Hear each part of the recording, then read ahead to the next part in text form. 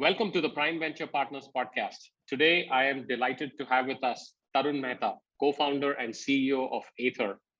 Welcome to the show, Tarun. Hey, hi Amit. Thanks for having me over. Tarun, you are, and the EV sector is all in the news for all the right reasons. But I would love to go back to kind of your own personal journey, both in terms of how you became an entrepreneur. And I know you started Aether right out of IIT Chennai or IIT Madras, as I like to call it.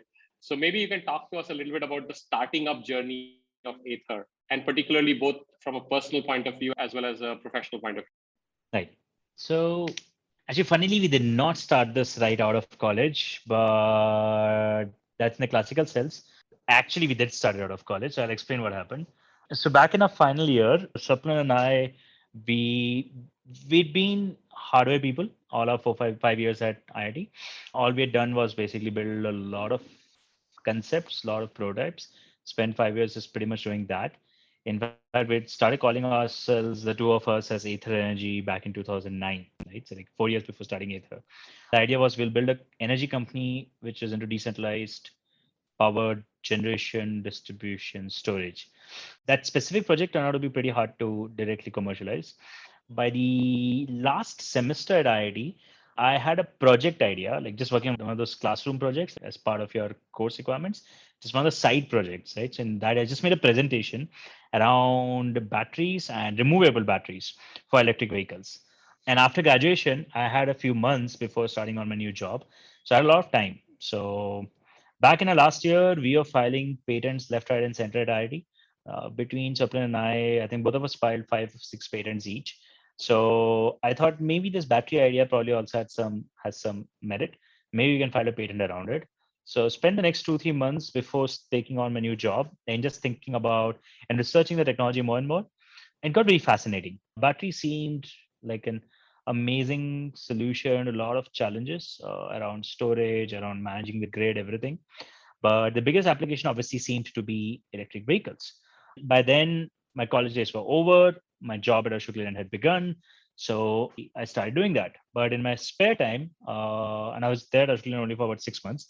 So in those 6 months, I had a fair bit of spare time because fresher, right? So they don't give you a lot of work early on, so you have a lot of time. So every free time that I had, I basically, I basically kept. I started reading about electric vehicles. I read up a lot. I read up every single report I think that existed back then. uh, I was exaggerating, but I read a lot about batteries, I read a lot about electric vehicles, customers. And one thing dawned on me that this is no longer a technology problem. This is actually an engineering problem. And that then gives you a lot of confidence. You can solve engineering problems with some predictability. Technology problems are like a hit and miss, right? And the minute it kind of hit us that, listen, this is only an engineering problem now, and the market is obviously moving fully to electric. This is early 2013, and Tesla Model S had already launched, and reviews were fantastic, and it was obvious to us that this was going to go mainstream. We said, you know what? I think we should build batteries. We should build batteries for electric vehicles. Let's learn about this a little bit more, and maybe we'll go join a company, or maybe we'll do something ourselves. We'll figure it out. But we want to be basically working on this sector. So Feb 2013, we left our jobs. And in a very funny way, though this is not out of college, it still was out of college because we left our jobs and we went back to IIT, not to an incubation center, which is I think what everybody does. I think we're one of those few people that actually went back to IIT literally for labs, right? So we went back to IIT and we spoke to one of the professors, Professor Krishna Kumar in engineering design, and Dr. Sandeepan Bandyopadhyay there, and told them that, listen, we want to build, right? And that's what you spend 5 years teaching us. I don't think we'll get to build a lot in the industry out there, but we have some ideas with batteries and maybe with vehicles. So we just want to build, right? We don't know what happens after that, but we want to spend some time. We are still young, right? So maybe we could do this. So could you help us? And the response was great, especially Professor RKK. He said, you know what, just leave your jobs, come back.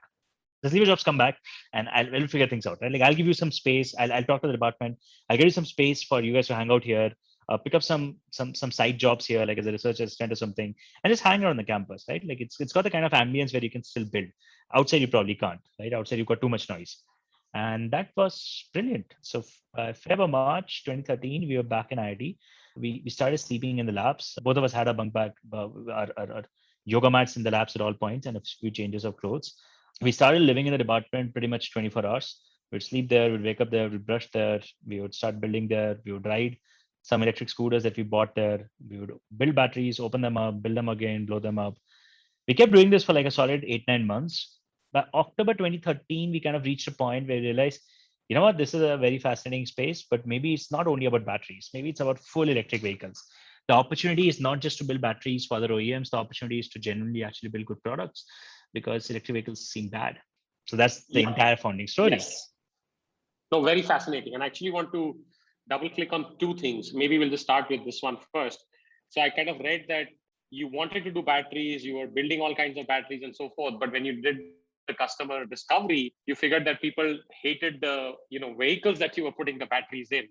And that led you to the insight of actually going and doing Aethers. I won't call them scooters, quote unquote, right? So maybe a little bit about the customer discovery journey. And then I do want to go back to the IIT and the tinkering bit in a second, but why don't you talk about the notional early discovery of, we won't do just batteries, we'll do everything. So what happened is, as I said, we got excited by batteries. We came back to IIT. We started opening them up. We started building them, and we kept talking to customers who had bought electric vehicles. And two things happened. First, we realized they love the idea of electric vehicles. They believe this is the future of technology, but they almost uniformly hated every single vehicle out there. So every scooter that they bought, every electric vehicle that they bought, they kind of hated them.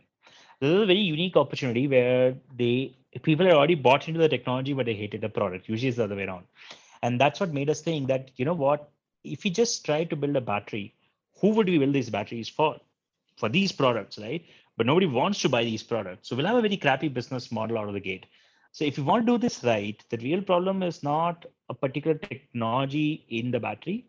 That's a derived problem. The real problem is people don't have good products. People don't have good electric vehicles. So if you want to do this right, we'll have to go and build vehicles first. And that's how Aether Energy sort of moved out from being just a battery company to actually a full-blown vehicle company. Wonderful.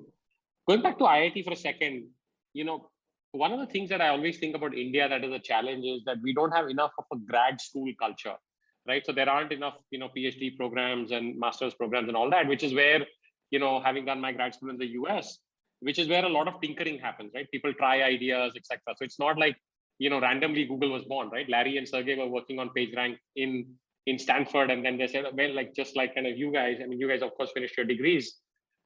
So how would you encourage students, perhaps, or early entrepreneurs that are sitting and listening to this podcast, in terms of somebody who's in college now and happens to stumble upon this podcast? How should they think about this journey? And everybody's journey will be unique, but just any tips or suggestions? So I would say college is a beautiful time because you get to build there, and nothing comes close to matching that kind of sandbox. You get two big benefits. First, if you're trying, if you want to learn how to build, usually no better place than a college. IITs are, I think, uniquely positioned there because of the kind of facilities they have, but I think a lot of colleges are good enough now. The second and possibly bigger benefit is that if you decide early on that you want to build, right? Like forget it whether you want to be an entrepreneur or not, then eventually you want to have some philosophies of your own. What kind of culture? How do you build things? What really excites you? What do you look for in people? Like what kind of people you want to work with? Are they ambitious people? Are they driven people? What drives them? And I think a lot of this gets figured out when you start building in college. I believe the best co-founders figure each other out in college, right? It's very hard once you take up a job because then you will have to go to these co-founder meetups and hope to bump into somebody. And sure, it could be an Airbnb kind of a story, but for the most part, it's quite difficult to generally strike lifelong partnerships if you haven't spent a few years sitting around the same room in a hostel. Like nothing comes close to matching that. So if you're in college, use that opportunity to run these pseudo experiments of building, learn how to build, and figure out who you like working with. Fantastic. Let's come back to EVs and in particular customer behavior. So maybe you can talk to us because you have a very unique vantage point, having observed it from 2013, right? How has customer behavior changed? Earlier you said, look, people had somehow, the early adopters had bought into the notion of EVs, but they were not happy with the products or the experience. Things have become much better now, but we're still not at nirvana stage. So how has customer behavior changed in your mind over the last 7-8 years? I think there have been two changes. First, we saw in about 2018 when we launched. By then, enough people had heard about electric. Before then, I think the biggest problem was people would think that electric vehicles are basically toys. They're like golf carts, right? So they won't even take them seriously. So you probably had a massive uphill battle to, sort of, if you build something well, to even convince people to consider it. But by 2018, a lot of it had changed, at least in the major cities, and people had started thinking of electric as, maybe this is interesting. Maybe this could do what my Activa does or what my regular car does, right? I want to think about it. And that started pulling in at least the early adopters into the stores. But I think in the last 1 year, things have changed radically a second time, and this change has been far bigger. Now, what's happened is, given the amount of overall noise around electric, a typical customer is walking in expecting to be wowed by electric. They are expecting electric to be an upgrade for them. They're expecting नया technology है तो electric में होगा, right? Like electric is going to basically like have all like everything digital, everything fantastic, autonomous. And it's correct, right? Because everything new that they hear in automotives is largely coming with electric vehicles. You hear of autonomous tech not deployed in petrol cars. You typically hear it deployed in electric vehicles. You hear of touchscreen dashboards only in an Ather or other electric vehicles now, not in a typical petrol scooter.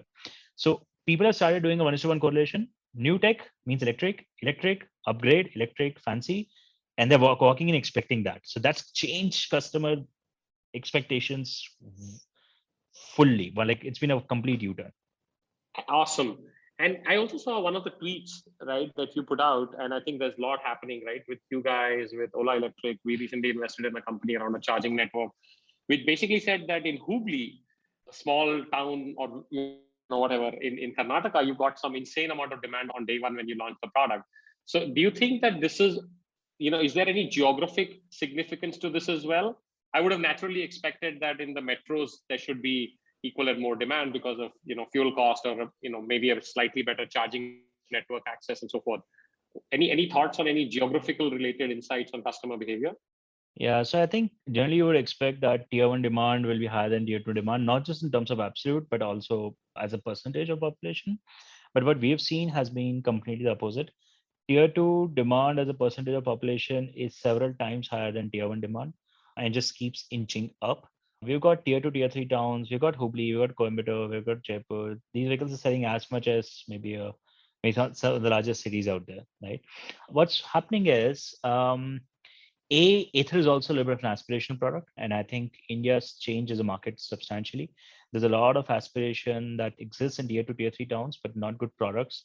We remain a supply constrained economy, so people don't get access to really good products in many cities, and Ather becomes like a fantastic option for a lot of people.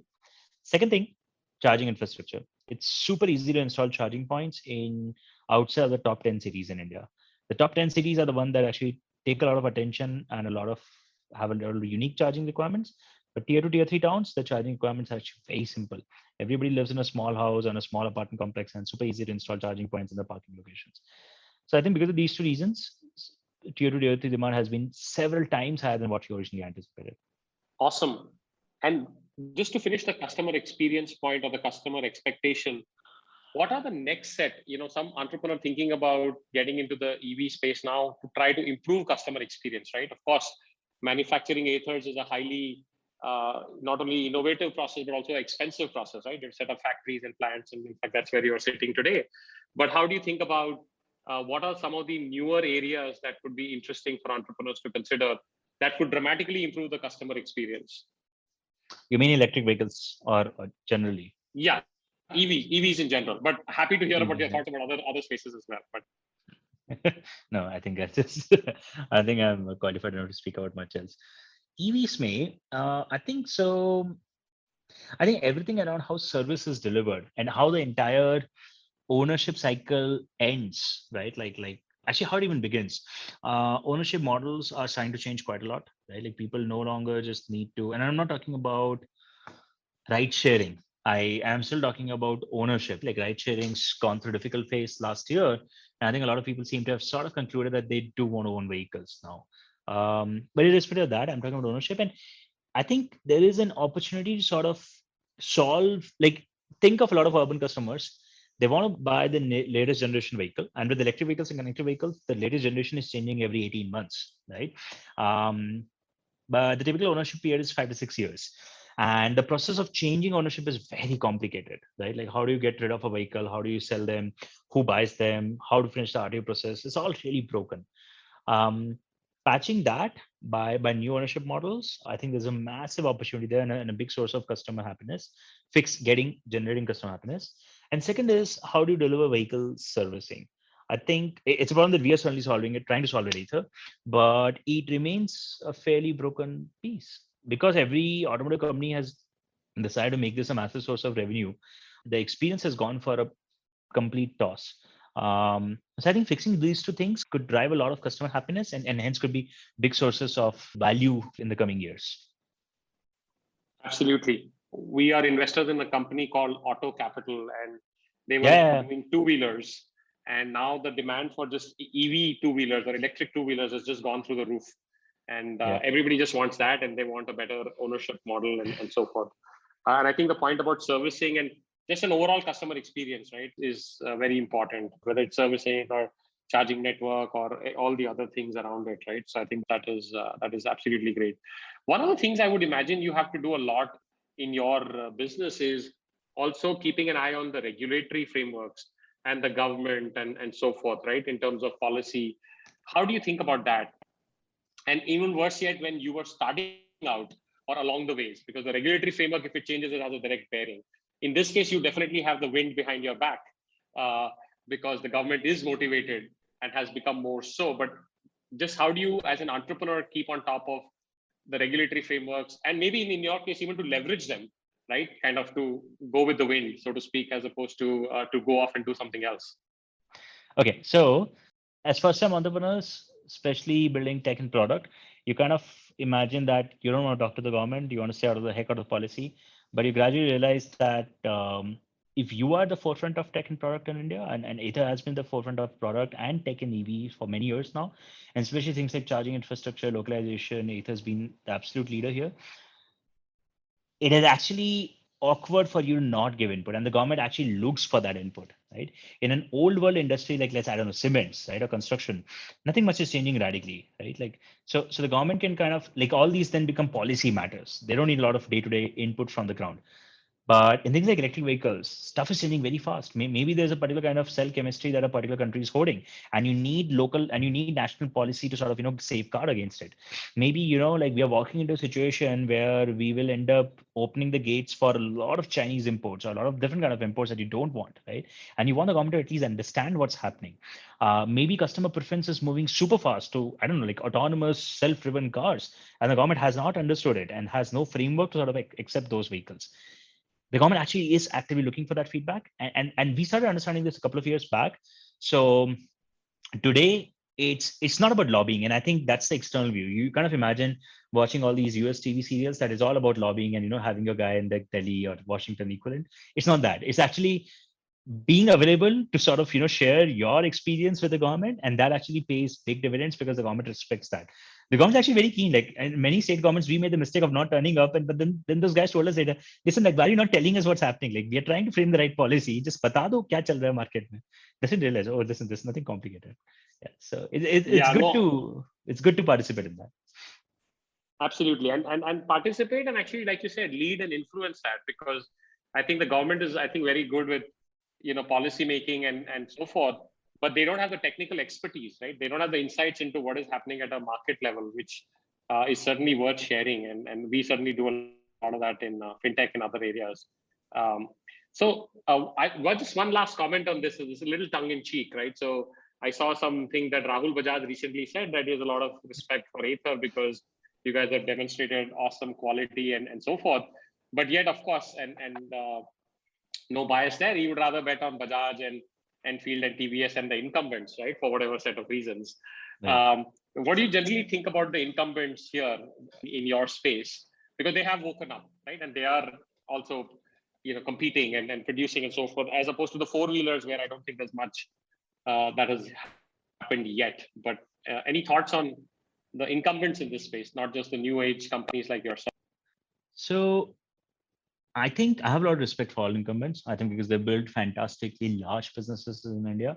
Automotive businesses globally are pretty shit businesses. They have like PATs of like 3-4%. They're pretty shitty businesses, which is why they get terrible valuations. two-wheeler businesses in India, Hero, Bajaj, all these guys have TVS. They built fantastic, right? Like these businesses have met customer demands. They've grown fantastically. And they're like 28, 30% gross margin businesses. Like you kind of imagine Apple ke paas paisa margin hota hai. But the mass market products in India have 28, 30, 35% gross margins. This is a fantastic thing to achieve. They built in the most powerful supply chain for two-wheelers globally. Like China also can't keep up with what India has built. But the world's changed. Electric vehicles have a different business model. The old model of integration and supplier-driven innovation does not scale very well to electric vehicles. Electric vehicles requires you to sort of rethink the product completely. It requires you to have a strong product capability. It requires you to have very strong engineering capability. Otherwise, you can't keep up with the market. This is like, let me say, the storage industry of maybe 1980s or the PC industries of the 70s right now, right? You are yet like a Microsoft Windows has still not arrived. And if you don't own the stack, you're going to be left far behind. I think not every incumbent will be able to make the transition. Some will be able to, and the ones who do will remain very strong. But as with any change, I don't think everybody can change their entire business, every philosophy, 180 degrees to match the new world. Spot on. And in fact, one of the other things that is quite interesting to think about here, including the notion of where you started your company, which is the thinking about the batteries, is the more businesses get commoditized, at least some elements of it, right? Because a lot of people are also just, acting more like the Dell, to use a PC analogy, saying, I'm going to just take the parts and assemble it, or I'm going to take the next, Android Auto or whatever is the next, OS and just kind of put that in there. So you will see some amount of commoditization. So I think there will be a lot of impetus to keep innovating, because that's what the customer is going to expect. So I think people that can embrace the innovation and innovate, they will probably have a chance. Otherwise, building a commodity will be a challenge. And there will be, I'm assuming there'll be a lot of commodity products that will just show up, just like mobile phones or PCs. Absolutely. Most electric vehicles that have existed have been essentially commodities. And I think that's missing a fundamental understanding about how a new technology kind of disrupts, right? A new technology does not disrupt by commoditizing itself. It starts you can build things purely by integration, follow the Dell model once technology plateaus out. And every supplier basically has a very good solution and every single integration and bridge is very well thought through. But the start of the entire disruption for the next 10, 15 years, things are just moving so fast that no supplier can give you super stable tech. You've got to control a lot of things yourselves. There will come a time when Dell will also be a very valuable business model for EVs, but that time is not today. And I think this understanding of timing is just solely missing. Makes sense. I wanted to have you elaborate a bit on the supply chain comment that you made that we've got phenomenal supply chain. Is that only for the kind of the fuel vehicles, or also for EV? And can you just elaborate a little bit on that? What do you mean by the fact that we have even better supply chain than the rest of the world? It's an IC engine world reality. For electric vehicles, things like cells, motors, electronics, India is not a world leader, right? In fact, we have no cell manufacturing yet. So this was a comment specifically for IC engine world, where things like plastics, brakes, suspensions, frames. Honestly, we are world leaders in many of these components. Ather is actually Indian industry has gotten a better cost structure than even China on a recurring basis. So that's what I applaud. But the electric world is just a brand new world, and we don't have enough supply chain yet. Lots of new interest, lots of folks coming in, but I think we are at very early stage. Maybe just a quick comment on what you have observed in other markets like China or some of the more emerging markets. Certainly from a two-wheeler point of view, any lessons to be learned from there, or any insights of customer behavior or just the market overall? I think China remains an exception. The way that market has grown and evolved, unlikely any country matches that, because it just is a different trajectory. Governments force created supply and demand. And I think every time you try to take a China analogy, I think it is prone to sort of not work. I think US is, I think, the closest analogy for India. Our insight has been, it's not very new. It's not a very new insight, but every new tech disruption starts on the top. You need to convince early adopters first. In fact, it's profitable to sell them first rather than try to sell to everybody, because a lot of customers and it's not just about cost. A lot of customers are often not even ready for new tech. It's about mindset, and it's about the quality of the new technology. I think understanding that new technology necessarily usually is worse quality on day one, and it takes a few years to catch up, I think is key, because a lot of mass market customers are expecting a very high level of reliability, safety, consistency, and it takes a while for new tech to catch up to those expectations.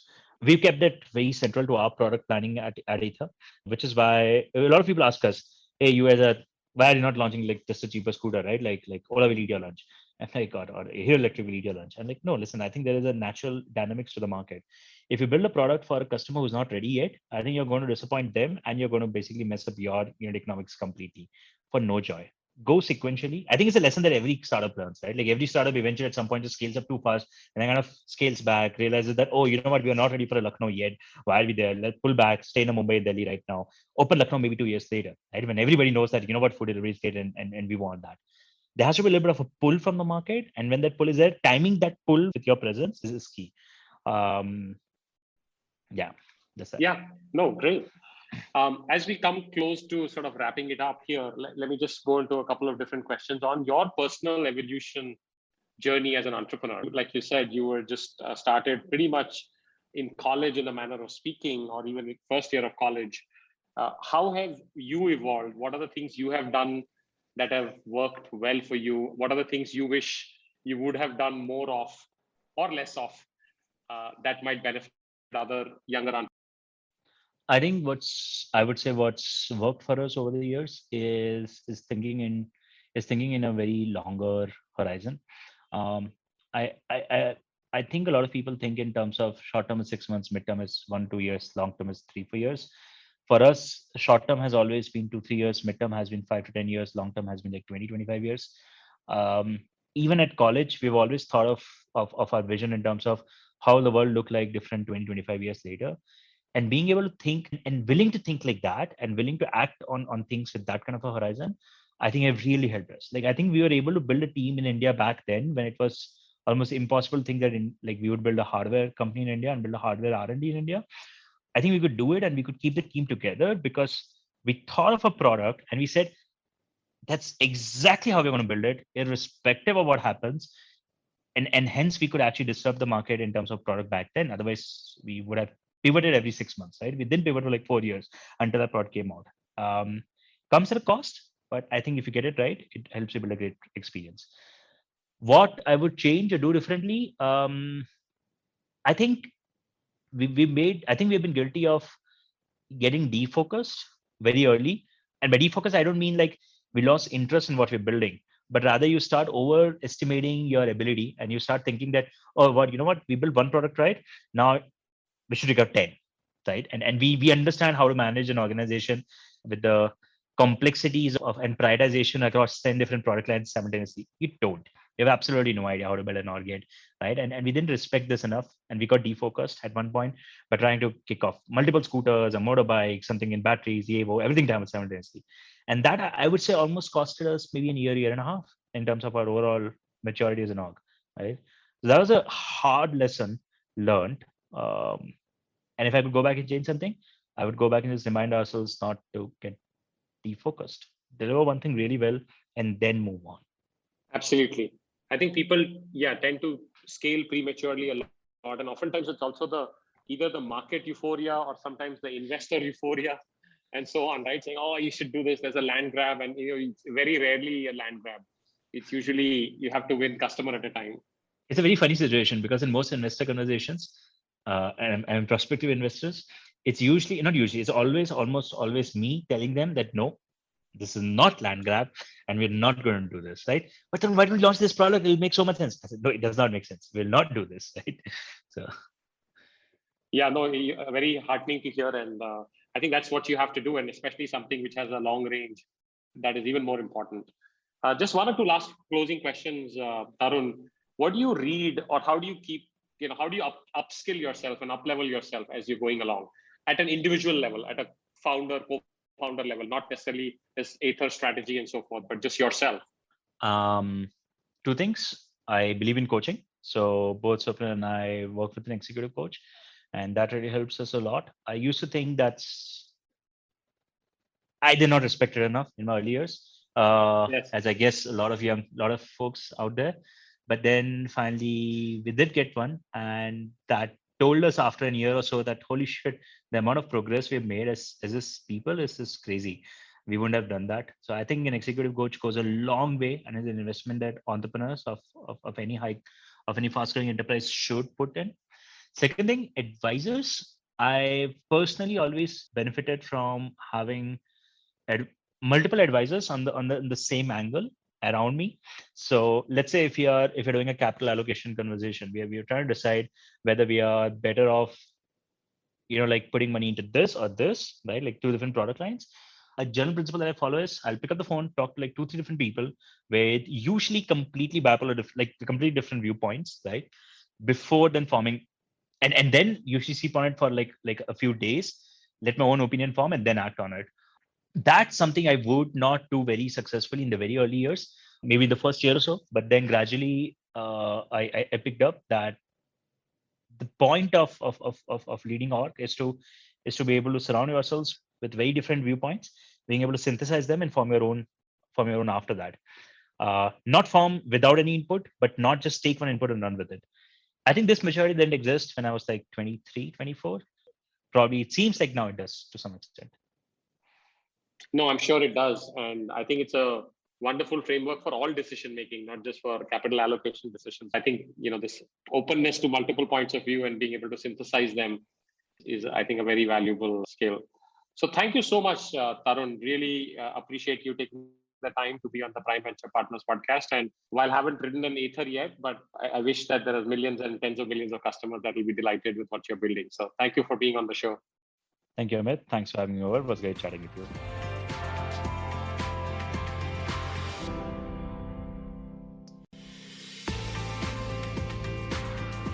Dear listeners, thank you for listening to this episode of the podcast. Subscribe now on your favorite podcast app for free, and you'll be the first one to know when new episodes are available. Just search for Prime Venture Partners podcast in Apple Podcast, Spotify, Castbox, or however you get your podcasts. Then hit subscribe. And if you have enjoyed the show, we would be really grateful if you leave us a review on Apple Podcast. To read the full transcript, find the link in the show notes.